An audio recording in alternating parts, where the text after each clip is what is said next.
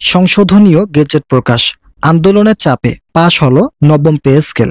15টি grade নির্ধারণ করে মূল বেসিক সর্বনিম্ন 28,000 টাকা ও নতুন ডেডলাইন ঘোষণা করা হয়েছে। অর্থ উপদেষ্টা এবং প্রধান উপদেষ্টা ইতিমধ্যে বৈঠকের মাধ্যমে এই সিদ্ধান্ত গ্রহণ করেন। এই বিষয়ে আজকের এই ভিডিওটিতে বিস্তারিত আলোচনা করার শুরুতে আপনারা যারা এখন পর্যন্ত আমাদের এই চ্যানেলের নতুন সদস্য আছেন তারা পরবর্তী আপডেট পেতে চ্যানেলটি সাবস্ক্রাইব করে বেল আইকনটি অল করে দিন। দীর্ঘদিন আন্দোলন ও মহাসমাবেশের পর সরকারি চাকরিজীবীদের জন্য 15টি গ্রেডে নবম পে স্কেল কার্যকর ঘোষণা করার ডেডলাইন প্রকাশ করা হয়েছে। পে কমিশন বলেন, আগামী 15 ডিসেম্বর পে কমিশনের সুপারিশপত্র অর্থ উপদেষ্টার কার্যালয়ে জমা দেওয়া হবে। এরপর আগামী 15 দিন অর্থ উপদেষ্টা ও অর্থ মন্ত্রণালয় কর্তৃপক্ষ খসড়া ভালোভাবে পর্যালোচনা করে 1 জানুয়ারি গেজেট প্রকাশ করবেন। গেজেট প্রকাশের পর সরকারি চাকরিজীবীদের নবম পে স্কেলের নতুন ধাপের সূচনা হবে। সংশ্লিষ্ট মহল জানিয়েছে, শুধুমাত্র গেজেট প্রকাশ হলেই নবম পে স্কেল কার্যকর বাধ্যতামূলক ঘোষণা আসবে, যার ফলস্বরূপ শুধুমাত্র এই গেজেটের অপেক্ষায় আছেন অসংখ্য সরকারি চাকরিজীবীরা। চাকরিজীবীদের যে দাবিগুলো আছে সকল দাবি বাস্তবায়ন করা সম্ভব নয় বলে মন্তব্য করেন অর্থ উপদেষ্টা। তবে নতুনভাবে যে সিদ্ধান্ত গ্রহণ করা হয়েছে সেখানে বেতন বৃদ্ধির পাশাপাশি বিভিন্ন ধরনের ভাতা সংযুক্ত করা হবে। গ্রেড সংখ্যা কতটি রাখা হবে এ বিষয়ে জানতে চাইলে পে কমিশন বলেন, 15টি গ্রেডের মধ্যে সীমাবদ্ধ করা হয়েছে।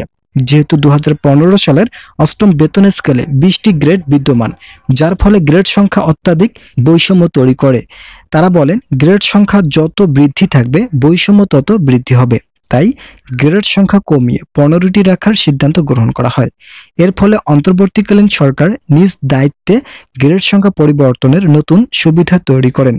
সংশ্লিষ্ট মহলের সিদ্ধান্ত মোতাবেক সরকারি চাকরিজীবীদের নবম পে স্কেল বাস্তবায়ন করা হবে আগামী 1 জানুয়ারি 2026 থেকে। তবে এর আগে গেজেট প্রকাশের সম্ভাবনা একেবারেই ক্ষীণ বলে মন্তব্য করেন অর্থ উপদেষ্টা। ভিডিওটি চলাকালীন সময় এখন পর্যন্ত যারা আমাদের এই চ্যানেলের নতুন সদস্য আছেন তারা পরবর্তী আপডেট পেতে চ্যানেলটি সাবস্ক্রাইব করে বেল আইকনটি অল করে দিন। সংশোধনীয় গেজেট কবে প্রকাশ করা হবে এই বিষয়ে সরকারি চাকরিজীবীরা অপেক্ষায় আছেন।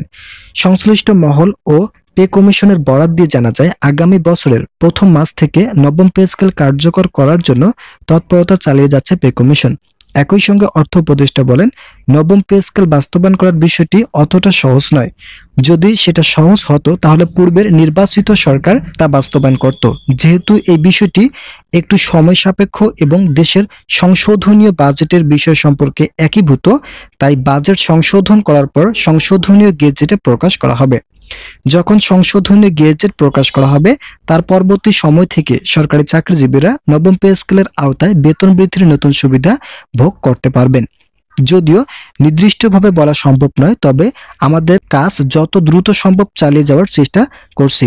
একই সঙ্গে পে কমিশনের চেয়ারম্যান বলেন, নবম পে স্কেল বাস্তবায়ন করার জন্য আমরা ডেডলাইন প্রকাশ করেছি 1 জানুয়ারি 2026। সরকারি চাকরিজীবীদের জন্য মূল বেসিক সর্বনিম্ন 28,000 টাকা পর্যন্ত বৃদ্ধির সিদ্ধান্ত গ্রহণ করা হয়েছে, যেখানে 2015 সালের অষ্টম বেতন স্কেলে বেসিক নির্ধারণ করা হয়েছে 8,250 টাকা। সেখানে দীর্ঘ 10 বছর পর এক ধাপেই 28,000 টাকা বৃদ্ধির সিদ্ধান্ত গ্রহণ করা হয়। কর্মচারী মহলের বিভিন্ন সংগঠনের নেতারা আন্দোলনের মাধ্যমে তাদের দাবিগুলো জানিয়েছেন। তারা দাবি করেন যে প্রত্যেকটি দাবি যৌক্তিক। দীর্ঘ 10 বছরের ভেতরে 2020 সালে নবম পে স্কেল বাস্তবায়ন করার কথা ছিল, কিন্তু বিভিন্ন সংকটময় পরিস্থিতি ও রাজনৈতিক সীমাবদ্ধতার কারণে তা বাস্তবায়ন করা হয়নি। এতে করে সরকারি চাকরিজীবীদের অর্থনৈতিক শক্তি দিন দিন হ্রাস পেয়েছে, যার ফলস্বরূপ অন্তর্বর্তীকালীন সরকারি নির্দেশে নবম পে স্কেল বাস্তবায়নের নতুন সিদ্ধান্ত গ্রহণ করা হয়েছে আগামী 1 জানুয়ারি 2026। তো বন্ধুরা, যারা সরকারি চাকরিজীবী আছেন তারা পরবর্তী আপডেট পেতে চ্যানেলটি সাবস্ক্রাইব করে বেল আইকনটি অল করে দিন। এরই মধ্যে নবম পে স্কেল বাস্তবায়নের দাবিতে রেলওয়ে প্রকৌশলী বিভাগের কর্মচারীদের ক্ষোভ এবার রাস্তায় এসেছে। দীর্ঘদিন ধরে বেতন কাঠামো সংস্কার দাবি দীর্ঘস্থায়ী অনিশ্চয়তা আটকে থাকায় কর্মচারীদের অসন্তোষ আরও তীব্র আকার নিয়েছে।